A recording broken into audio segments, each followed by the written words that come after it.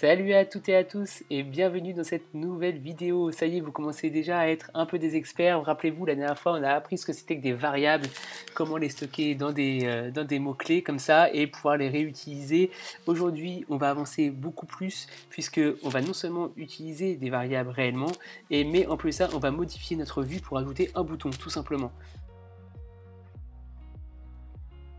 Commençons déjà par ça. On va aller directement ici, et on va lui dire ici qu'on veut garder la text view, mais on veut aussi rajouter un bouton, et à chaque fois qu'on va cliquer dessus, et ben pourquoi pas dans la text view incrémenter un numéro. Donc du coup, au début, ça sera écrit 0, quand je vais cliquer sur le bouton, ça sera écrit 1, etc. etc. Donc c'est le but de cette vidéo, on va voir ça en moins de 10 minutes, vous allez voir, ça va être très rapide. Tout d'abord, pour être plus à l'aise ici, pour éviter de vous expliquer ce que c'est qu'une constraint layout, parce que c'est quelque chose de très puissant, mais un peu plus complexe à comprendre, on va déjà commencer par ce qu'on appelle un linear layout. Ça, c'est très simple. En réalité, ça veut dire que on va ajouter les vues une par une dans l'ordre où je les définis ici. Donc là, la première vue, ça sera une text view. On le voit, il est juste là. Ici, je vais lui dire tout simplement que l'orientation de mon linear layout, il est vertical, c'est-à-dire qu'il va rajouter Hello World en haut, et juste en dessous, il va m'afficher mon bouton en réalité. Donc du coup, ici, je vais déclarer un bouton et vous allez voir, il va s'afficher. Donc tout simplement, pour ajouter un bouton, je parle en même temps en français, donc du coup, j'ai écrit en français, mais du coup, pour ajouter un bouton, et bien là, je vais rajouter ce qu'on appelle un button. Voilà, button. D'accord ?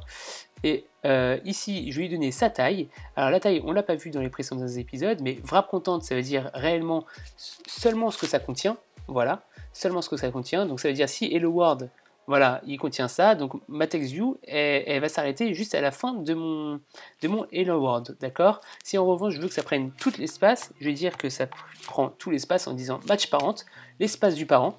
D'accord ? Le parent, c'est l'écran, l'écran lui-même. Hein.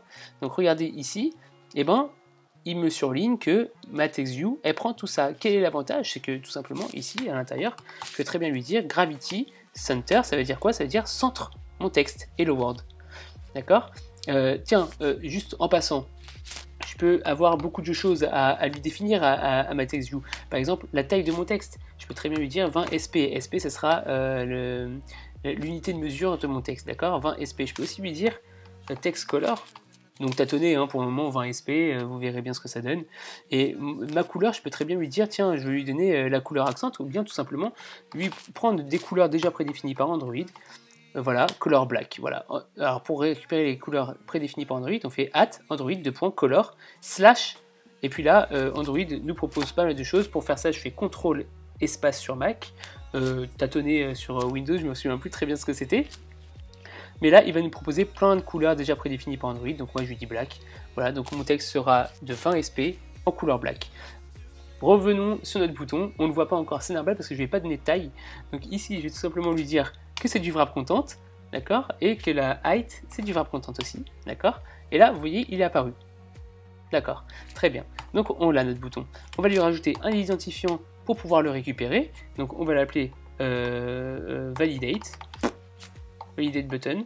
Là, mais non, ne me jugez pas, hein. Je code rapidement pour que je puisse vous montrer un maximum de choses.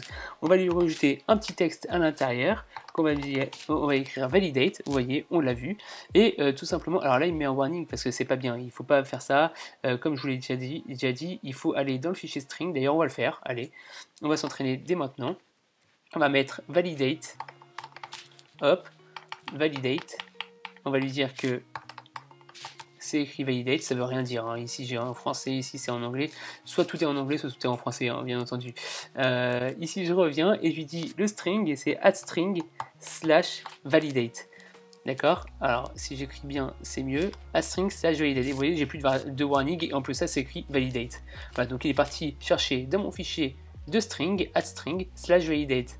En Java, en Kotlin et en Java d'ailleurs, c'est r.string.validate. C'est comme ça qu'on l'aurait récupéré en faisant un ressource.getString. Voilà. Là, on aurait récupéré dans mon activité ce string-là directement. D'accord ? Ici, on est dans l'XML, c'est un langage un peu différent. On fait @string/validate dans la balise, la valeur texte. Ok ? Très bien. Pour terminer ça, je vais juste mettre gravity layout gravity, pas gravity, mais layout gravity, et je vais dire center, ça veut dire centre mon bouton sur l'espace que tu as. Voilà. Donc là, il m'a centré le bouton. D'accord? Donc maintenant, on va récupérer ce bouton dans notre code. Pour récupérer ce bouton, rappelez-vous, on peut faire un find view by ID à l'intérieur, hein, comme ça, find view by ID, un petit rappel, button, et puis ici je fais r.id. Mon bouton, d'accord? On peut très bien faire comme ça, ou bien, depuis quelques temps, on peut directement faire valider le bouton, d'accord? Et là, j'ai mon bouton, je peux récupérer le texte, je peux récupérer plein de choses, d'accord? Donc là, j'ai mon bouton. Maintenant, ce qu'on veut faire, rappelez-vous, c'est incrémenter, à chaque fois que je clique dessus, incrémenter un numéro. Donc on va supprimer tout ce qui est là, tout le blabla qu'on avait fait avant, d'accord? Ici, on va simplement mettre, tac, que le premier texte qu'on va afficher, c'est 0, d'accord? Ici, validate button, on va lui dire, tiens, on va lui rajouter un listener. Ce qu'on appelle un listener, c'est tu vas écouter à chaque fois qu'on va cliquer sur moi. Donc, on va lui dire set on click listener, juste là, comme ça, d'accord? Donc, on va lui dire écoute à chaque fois qu'on clique sur moi, et quand on clique sur moi, tu vas exécuter ce code. Et bien, le code, c'est quoi? Eh bien, on va le faire ici.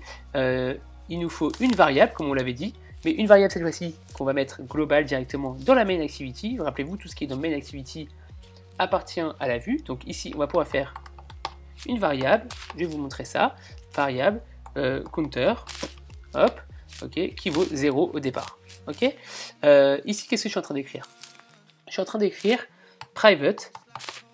Hop, je vais juste préciser que c'est un entier, d'accord? Private, ça veut dire que, en fait, en gros, les autres classes, les autres fichiers qu'il y aura, par exemple, dans mon application, ne pourront pas voir cette variable. Si j'enlève ça, ça veut dire que n'importe qui, de n'importe où, pourra très bien créer une nouvelle activité, aller modifier ma variable counter. Moi, je veux pas. Ça m'appartient. C'est qu'à moi. Voilà, donc c'est privé, c'est à moi, d'accord?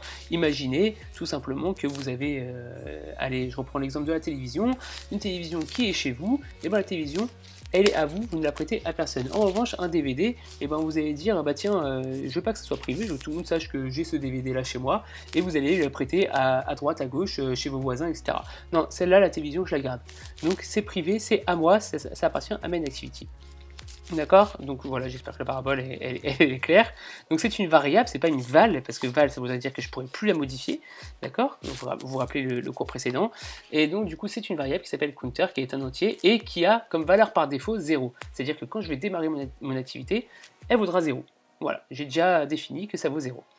Ce que je vais faire maintenant, ici d'ailleurs, pour être plus précis, je peux très bien faire counter.toString, c'est-à-dire que je dis que mon compteur, eh ben, tu me donnes la chaîne de caractères de ce compteur. C'est-à-dire qu'en gros, ça ne va pas me rajouter 0, mais ça va me rajouter 0 entre guillemets. D'accord? Voilà, c'est à ça que ça sert de mettre toString. Du coup, on ne verra pas les guillemets, hein, bien sûr, mais lui, il récupère seulement des textes et pas des entiers. D'accord? Donc du coup, ici, ce qu'on va faire, c'est qu'à chaque fois que je vais cliquer dessus, je vais dire counter plus, c'est-à-dire incrémente-le. Ça revient au même que de faire counter plus 1. Voilà. Donc du coup, on va faire counter plus, donc ça revient strictement au même, hein, counter plus, et on va aller chercher notre titre qui est juste là, et on va lui dire que tu vaux counter.toString, tout simplement. Donc du coup, hop, là à chaque fois qu'on va cliquer, il va incrémenter mon compteur, donc de 0, 1, 2, 3, etc. et il va l'afficher dans mon main title. On va tester tout de suite notre code, et vous allez voir que ça va marcher très très bien. Ça va être très intéressant pour nous, parce que là, on a quand même vu deux notions, ce que c'est que des variables globales, donc ici, le compteur. On a vu comment incrémenter avec ce plus qui est juste là, et on a vu comment faire en sorte de cliquer sur un bouton et d'exécuter du code. Donc si on regarde maintenant le résultat qui est juste ici, hop, si on regarde maintenant le résultat qui est juste ici, on a notre 0 comme prévu, on a un bouton validate, et à chaque fois que je clique sur validate, et ben voilà, j'ai mon compteur qui incrémente 5, 6, 7, 8, etc. À chaque fois que je clique dessus, et je peux cliquer comme ça jusqu'à l'infini. Je peux aller très très loin comme ça. N'hésitez pas à vous abonner et à activer la cloche. Vous êtes nombreux à voir les vidéos, vous n'êtes toujours pas abonné et vous n'avez pas activé la cloche, donc vous loupez beaucoup de choses. Dans les prochaines vidéos, on va aller encore beaucoup plus loin, donc n'hésitez vraiment pas à vous abonner. Lâchez un pouce bleu, n'hésitez pas aussi à poser vos questions en commentaire s'il y a des choses que vous n'avez pas compris sur ce tutoriel, parce que j'essaie quand même d'aller assez vite pour que les vidéos ne durent pas très longtemps, pour que vous puissiez les voir pendant une pause café ou quoi que ce soit. Donc n'hésitez pas à me soutenir un maximum, abonnez-vous, mettez un pouce bleu, activez la cloche, c'est comme ça, c'est ma seule récompense. Merci beaucoup, je vous dis à très vite, ciao ciao.